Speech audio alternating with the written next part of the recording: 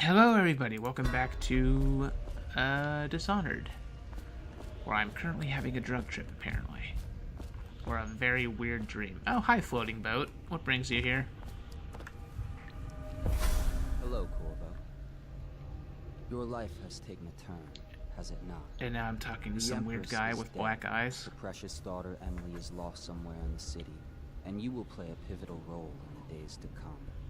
For this I have chosen you and drawn you into the void. I am the outsider, and this is my mark. There are forces in the world and beyond. Ow. Great forces that we call magic. And now, these forces will serve your will. Use this newfound power, my gift to you. Come find me. Alright, Leap of Faith. Press right click to execute a fast, stealthy forward dash through the world. You can also use it to move upward, but the distance is reduced. Aiming at ledges will allow you to blink forward and climb up. Okay. I'm guessing there's upgrades for this too. They increase There range or is. something. Yep, power blink. Okay. The thing is, do I need to find runes for that, or can I somehow buy it? My guess is runes. Yeah, runes. Fallen letter. You cannot save her, you cannot save her, you cannot... Okay, it's nothing but you cannot save her. Open a chest. Piero's spiritual remedy. Crap baskets. There is a, limited mana in the game. Yep, I could have told you that. That sucks for me. Emily's letter. Corvo, I am very sad. They say that you're dead like mother, but I'm going to put this note in a bottle and throw it into the river because I do not believe them. Living here is very strange. I do not like it, so please come for me if you can. Oh, I almost walked over the edge. That'd be great. That'd be wonderful. Let's test the physics. Just kidding. Yeah, let's not.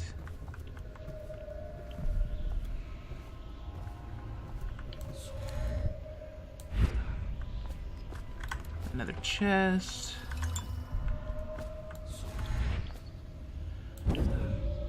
Okay. I think I get what the note is. They were talking about these elixirs being used for fighting off the plague, but I think the reality is the freaking Russian-sounding elixir is a health elixir, while the other one is a mana elixir. And then one of them just gives you like both at once. Maybe? Oh, this guy's about to get hit with a fire arrow. Oh, it's gonna suck running into those things. Oh yeah. Oh, there's a flying whale now, because why not?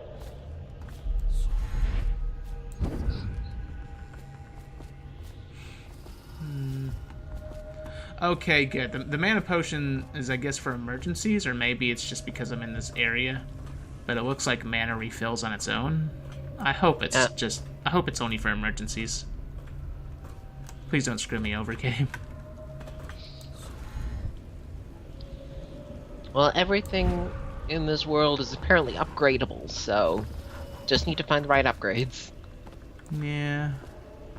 First upgrade for this will probably be range. You shall see. That follow, your trials will be great. Oh, and I was mistaken. You have to equip the bone charms. Great. So, what, are they just different powers? No. Some of them don't. Some of them don't affect your powers. Some of them, like, increase the stuff around you. With this heart, Oh. you'll hear many secrets, and it will I guide don't know. you toward my words, no matter how they may be hidden. Well, I just got a tracking device for runes. There you go. Perfect. I think I might be getting ready to get a second power.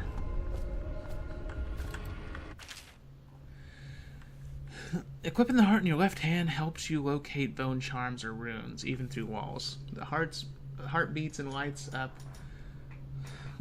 when you're facing a bone charm or rune, and it beats faster as you get closer. The heart will whisper secrets if you press R right click while targeting a person or location. Okay. So what, it reads minds too? Tells them their secret This desires. place is the end of all things. Maybe. And I don't know. beginning. Okay. All of time's meaningless here. Neither seconds, nor centuries. Okay, so what's up That- here? That is creepy. What, that the heart's talking to me? Somewhat. What the hell is that? Oh, it's a flying fish, I guess. Because why not? The world's a drug trip, so why not? An old Victorian drug trip at that. Yeah. Seems like somebody drank a bit too much absinthe. Sounds to me like somebody played a little too much Amnesia. Which, speaking of that, we should get back to that. Nope. Sometime. Nope. Ow. I can't. I just can't. I can't. Can't. I just can't. Not right now. Not. I don't know when. It hurts. It's such pain, such ouch. It hurts my little heart, Crooksy. Why would you want it to hurt me? I don't want to hurt you. Bull crap. For your reference, people, we tried playing Amnesia. And, well, we got screwed over by a glitch in my recording program. We did get screwed over by a glitch. But also... which prompted Cynthric to delete them. Well, because, like, basically, like, 1.5 of the episodes were freaking... had no picture, which would have been useless. After I joined because Panda got too scared. But also because let me think, what else was it? Once you've collected some runes, open the journal and go to the power section to exchange them for powers. Oh, so you choose what powers you want. Oh, runes upgrade your stuff, but that's different from the bone charms. Oh, I see. Well, let's see here. Vitality increases health. Okay, that I could get. Dark vision. See in the dark and see living beings through walls, including their fields of vision. Representations of the sounds I'll you need make that. also visible. Yeah, I'll need that power. Let's see. There's possession, allows control of animal targets for a short duration, allows control of human targets for a short duration. I'll need to get that later. Bend That would time. work. Slow time Bend time would be so good for you. and level 2 completely stops time for a shorter duration. You move normally. Devouring swarm, I will not get. It summons a pack of rats, I believe, that Yes. devour everything. Wind blast. The level 1 version could be good. The second version would completely ruin this run. Shadow kill. Nope. Maybe agility. Agility. Jump height is increased and falling damage is reduced. Yes, that is very good. And level 2 is overall movement speed is increased. Bloodthirsty. Yeah, no. Anyways, I guess I'll get dark vision.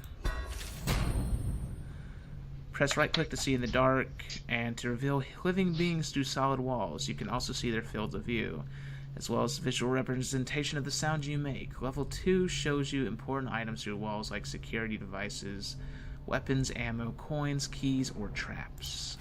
Okay. how you use See, what we're I've given you we're doing falls good. on you. It We're seemed doing good. The good thing is that the majority of the powers seem good for a stealth run, Now or I return not a to non-kill run.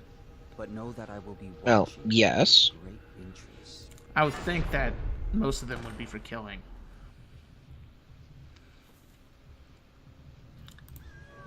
One of them's good for not having to worry about corpses getting in the way if you kill them. Turns out any corpse you kill in ash, so no one can find the body. Let's see. Mystical fish artifact. The hell? Oh, found the bone charms. Bone charms provide small supernatural benefits. Locate them by listening for the song they emit. By default, you can activate up to 3 bone charms at once in the bone charm section of the journal. Okay, pouch. I just got 6 bone charms. Field survey notes, the royal spy. More reading. Excerpt from the personal memoirs of Hiram Burroughs, dated several years earlier. Harambe? Hiram Burroughs, Crooks. This game is from long before Harambe. This is the 4th day, month of high cold. Progress continues on the suppression of gang activity in the distillery district, but more slowly than I had expected. The ruffians operating there have been cunning. Less. I'll grant them that, but it's only a matter of time. I'll see their leaders flogged in public and sent beneath the royal executioner's blade. If I had my way, that mute bastard would be working night and day, removing the heads that need removing. Internally, the Empress does not seem pleased with my investigations. It seems that it is beyond her thinking, against her very nature as a trusting person, to believe that traitors move among us. But I know they do, they must. So Jessamine would rather spend her time with the royal protector. At least he's likely to stop any immediate threat to her safety, but a strong arm is not what's needed against those who would undermine us. How will Corvo's sword stop a poisoned wine glass or an explosive delivered by courier? It will not. There are many threats around us. Threats requiring meticulous efforts to police. Young Lady Emily is undisciplined, I'm afraid. Here within Dunwall Tower, she receives instruction from the finest tutors known in the Isles. Yet her mother spoils her, and she spends most of her time lost in imagination, wasting her time drawing or asking Corvo to teach her to fight with the wooden sticks. The girl might rule the Empire someday. Every moment spent at play is a moment wasted. Is a long book. Shoring up security for the main gate leading to Dunwall Tower has been another pet project of late. To think that back in his day, Emperor Caldwin left it open to the public during the day, allowing anyone to come and go as they pleased.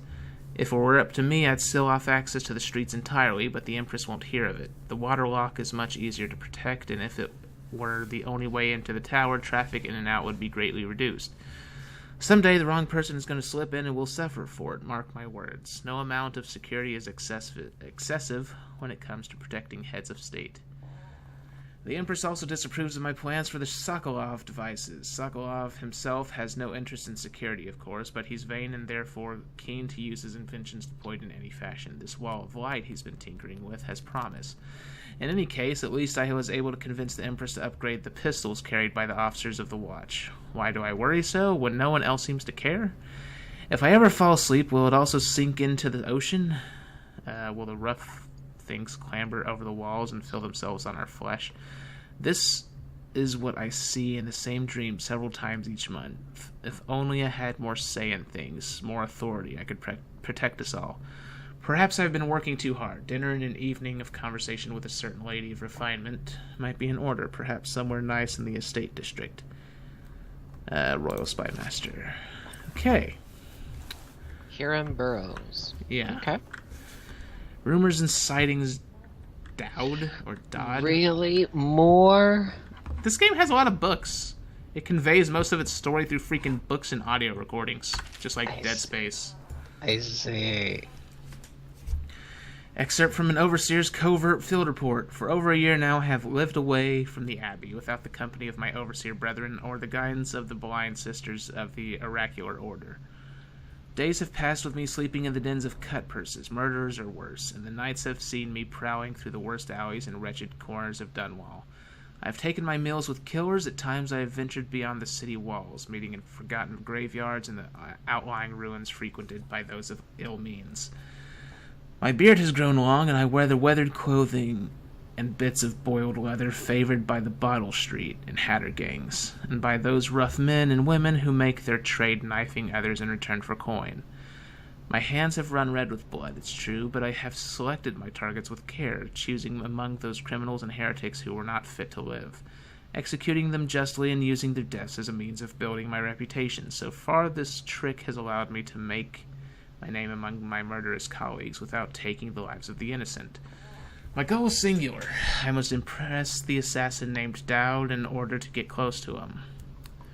Of all the practitioners of black magic we have tracked, none concern the Abbey as much as Dowd. It is said that, or Dodd, I don't know. I think it's Dodd. Anyways, Dowd. Okay, so it is Dowd. Alright. It is said that his mother was a witch from one of the archipelagos off the... Archipelagos. Archipelagos. Shush. You're Canadian, you're not English. I'm just kidding. I know how to spell and say vocabulary. Shush. It is said that his mother was a witch from one of the archipelagos off of the Pendician coast, taken captive by pirates venturing far from the Isles. According to legend, by the time the ship returned, the captain was dead and the witch controlled the crew, with Dowd still a shadow in her belly. Uh-huh. Mm-hmm. The earliest stories tell of a gang killer without mercy, moving among the shopkeepers and city watch officers of Dunwall like a reaper through the wheat. Then a period of silence followed. Years we now believe he spent traveling the Isles, studying anatomy and the occult in the great halls of learning and in hidden basements frequented by fellow dabblers in the forbidden arts. Dowd is even purported to have spent a winter in the Academy of Natural Philosophy itself, and for a time, before a schism developed, he counted on the... Schism. It's schism. It's always been schism. It's schism. It's schism. I've always Schism. heard it. I have always heard it pronounced schism. It's schism. I swear, I've always heard it pronounced schism. Nope, it's schism. I just looked it up. It's called schism. I don't believe you. He counted the Brigmore witches among his allies. All the while, he honed his craft, and it is during this time that we believe he began to consort with the outsider. God, this freaking book's long. New reports emerged of a dusky-skinned assassin, paid by the elite to eliminate the rivals in Dunwall. And in the other major cities across the Isles, I'm guessing Crooks just linked me that crap. Mm-hmm. Those who saw him and lived numbered in the handful, but all of them reported something strange. He appeared and vanished like smoke. From a nearby rooftop, he gestured, and a noble woman stumbled from her balcony, falling to her doom on the cobblestones below. Most recently, as this new threat of plague has risen in Dunwall, Dowd has been seen leading a gang of men in dark leather, dressed as factory whalers in their vapor masks. They seem loyal beyond comprehension for one so unworthy, leading me to wonder if some of his magic is dedicated to lulling their minds, enslaving them. Only a month ago, one young girl claims to have come upon a stranger scene, carrying a bottle of milk home to her crippled brother. She was taking a shortcut through the Taylor's district in a narrow street, and she passed beneath a window and heard unusual sounds from within. Pushing aside the ratty curtain, the girl saw into an abandoned apartment used by miscreants for gambling and trading haberweed. An occult shrine had been erected against the far wall, which she recognized from the teachings given by her local overseer. The man she described as resembling Dowd was kneeling before the shrine, muttering to an unseen spirit as if in argument. He took a carving made of pale bone from the altar before him, and the lights all went out in a gush of unclean wind. Quiet as a field mouse, she slipped away, running until she reached her home. There can be no doubt. Dowd is an agent of the outsider and must die, for there is no limit to the evil this man might do. This is my solemn oath and the great purpose of my life. Until Dowd is is a dead? Did they screw Until that up? doubt is a dead. Until Dowd is a dead, and his corruption has been purged from the world, I will continue to move among the depraved, winding my way toward him. I will not drop my guise or don my overseer's mask again until Dowd breathes no more. What the crap is a dead?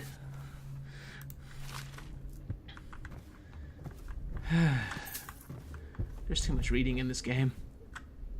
There Mystical is. well artifact. I keep getting bone charms. Well, you need to get your bone charms on. God dang it, there's more books! There's freaking more books, Crooksy. There's always new books. There's also a bunch of freaking artifacts here. Screw it. Just skip them. No, I'll just freaking read the books, get them over with, and in the next episode I hopefully won't have to do quite as much reading. Alright, Hopefully I'm gonna drink. Hopefully they're short books. God dang it, they're long! Why? Excerpt from the ramblings of a street denizen. Of course I'll tell you, dearie. I won't keep any secrets from you in the end. All the dreary days of my life are like the windows of a house. From the kitchen I can see out into the garden where the leaves and stalks are brown and buggy. You can see a little lump of dirt where something was wrapped in a blanket and laid to rest along the rows of twisting vines. Is that like implying a dead baby? The front room looks out into the street where the neighbors are all setting fire to their homes, barricading themselves inside. Warm and snug, dearie. Don't forget about the bedroom either. It sees into a dreary alley where hooligans are playing a game with an old man. The first two are hitting him with sticks, and the girl with them is kicking at his dry old ribs. Oh, to have those bones, to boil them in a pot. What the crap is this lady? No one lives in my house anymore, dearie. No one you'd want to meet. When I lived there with my husband, we were fine people. Vera Moray. Everyone would say your house is as grand as Boyle Manor. Better even, your dinners are lavish and your parties are the best. When that young Sokolov came to paint my portrait, I was nearly still in my prime. Radiant, he said, and he was just barely a man. So young, painting all the best people across the land. Everyone wanted a portrait by his hand, all of my friends. I was the only one, dearie. What with his paint, glistening on the canvas for a pretty coin. But it wasn't all parties and paintings. My husband and I weren't always at home. No, we traveled together, he and I, to the far ends of the Isles, beyond even, all the way to the red cliffs of Pendicia, to dig in the rock and crawl through the caves, holding up candles and squinting at the walls. Many precious things we came upon, but none so precious as the boy with the black eyes, dearie. All those marks and bones carved so deep and polished so bright. I brought the old bones home, hid them from my dear husband, and then I learned to boil them and carve them myself. They made such good presents, dearie. The old mute boy took them home. He loved them so. All the time he came back with new bones for me, holding them up so I could see it in his eyes. Even though his tongue was still, Granny, his eyes would say to me, carve these bones for me, make me another present, and he went so far, all the way to Dunwall Tower, the royal headsman himself now, my little mute boy and his shiny, shiny sword. Oh, she's talking about the executioner. Better bones were what I needed, you see, better bones to carve and polish, scrape and gleam. My dear old husband was always tired. I made him soup, and then he was sick. Better bones was all. For my little mute boy. Did she kill her husband to freaking make bones for a kid? Maybe. What the hell? She sounds I don't know. She sounds a little crazy. She does sound crazy. Carved in the name of the one with the black eyes. And after my husband was gone, giving away his birthday gifts, I didn't want to live there anymore. So now I'm old and don't have many to give my presents to. It's sifting through the garbage for granny rags and feeding the little birdies that gather at my feet. No one wants to have tea, dearie, especially those rude louts on Bottle Street. Slack John, his boys, always meddling with an old woman just trying to make her way. In the end, we'll be together with him, you and me, in the dreary night with stars above and below, and always the one with the black eyes, dearie. Okay. So she murdered her husband and made him into gifts in the form of bone carvings. Mm-hmm. Why is every book in this room freaking long? I don't know. Well, this is the last book, hopefully. Early Life and Criminal Records, Slackjaw. Excerpt from a series of letters sent by a member of the Bottle Street Gang. You want the chin wag on Slackjaw, what he was like when he was young, before he got his name? Oh, he's got a cool head now, but it weren't always like that in the days before he was boss of the Bottle Street Gang. Time was, young Slackjaw wasn't such a reasonable man. Like most of us, he grew up on the streets, running with a pack of ragamuffins and avoiding the law, pinching whatever he needed. Dark-haired and dark-eyed, smoking a pipe by the age of 10.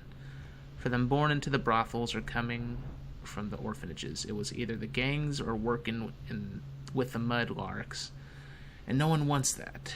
Some got pressed into to the Navy and put down in the mines run by the Pendleton and Boyle families.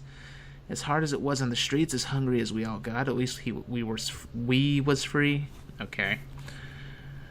By the time we weren't little ones anymore, Slackjaw was one to watch, usually calling the shots when we took down a farmer's cart or sidewalk street vendor. He'd come up with a plan, give everyone some part to play, and decide on the split. Most of us just went along, because we learned fast that we made out better like that. More food, more coin, plus none of us wanted to deal with Slackjaw when he was in a rage. He worked in a couple of big jobs with Black Sally across town, and that was enough to get the attention of the other bosses. He wasn't just a street kid anymore. Now he was an up-and-comer, which meant trouble.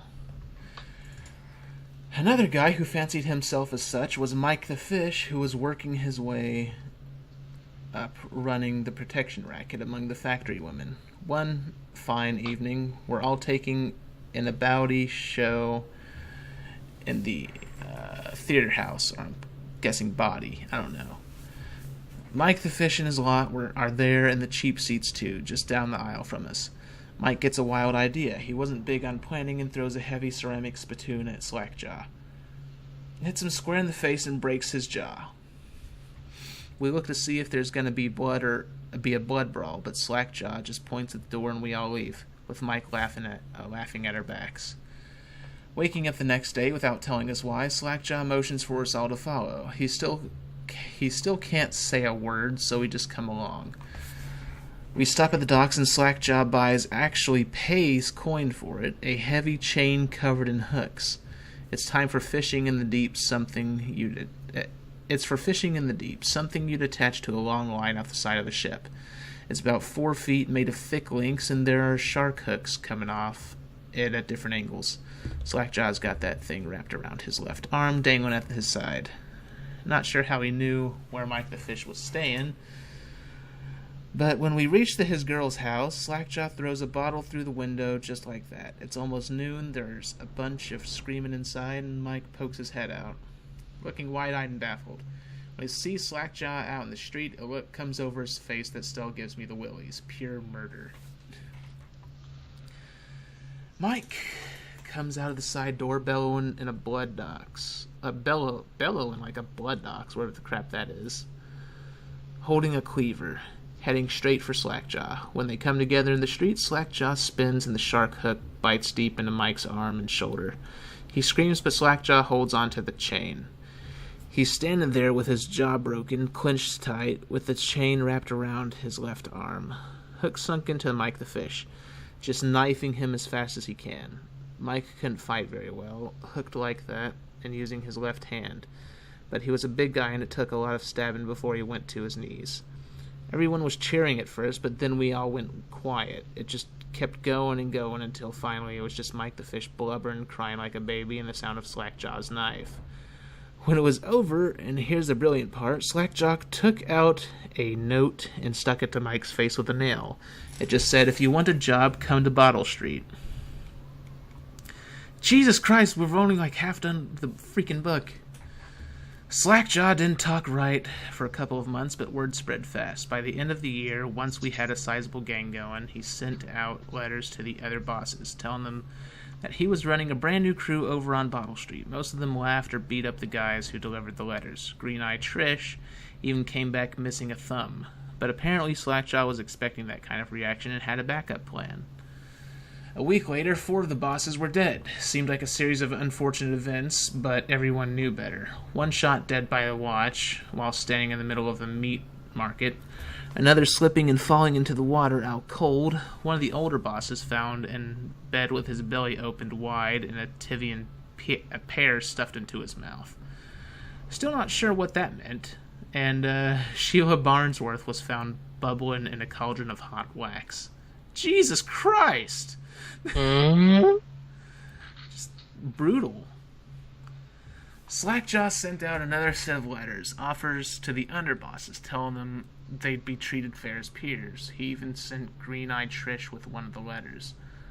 All the underbosses accepted. After spilling the guts of his main competition, Slackjaw went in for stabilizing his business. Real neat-like.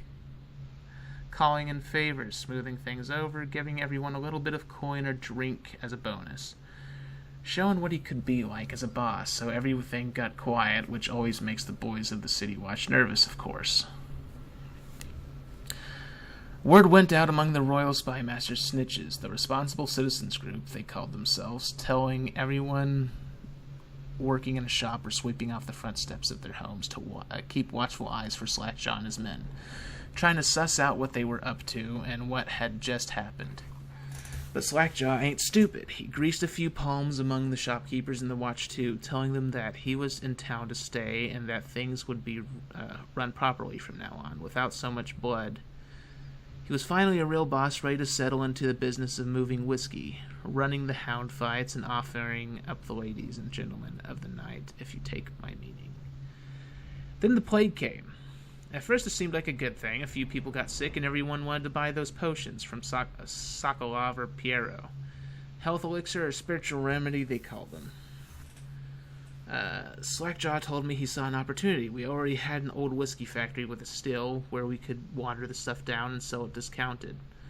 Doing the same with some typos in this game. Sokolov's elixir was a smart plan. Pretty soon everybody in the slums was sick and business was good. But after a while there were so many people down with the plague that everyone got scared. Everybody started acting real nasty and everything fell apart.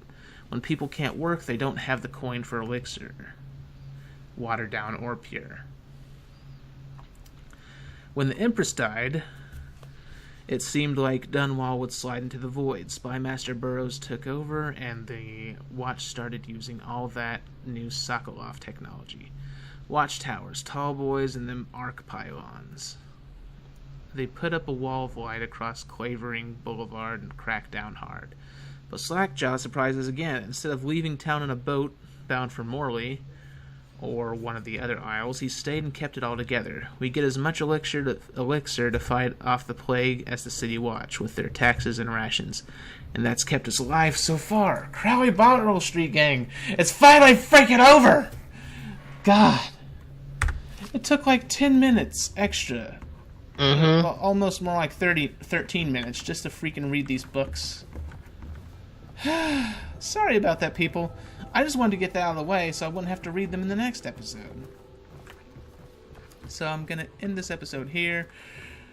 Probably get some water because my mouth is starting to dry out, and that sucks. And then we'll see you lovely people in the next episode. So, if you enjoyed this somehow, with all the talking and the reading and such, leave a like and subscribe, leave a comment, possibly leave a donation. Share the channel with your friends, poke the notification button, check out my Patreon and... stuff. Yeah, stuff. We'll see you lovely people in the next episode. So have a good night, everybody. See you later, guys.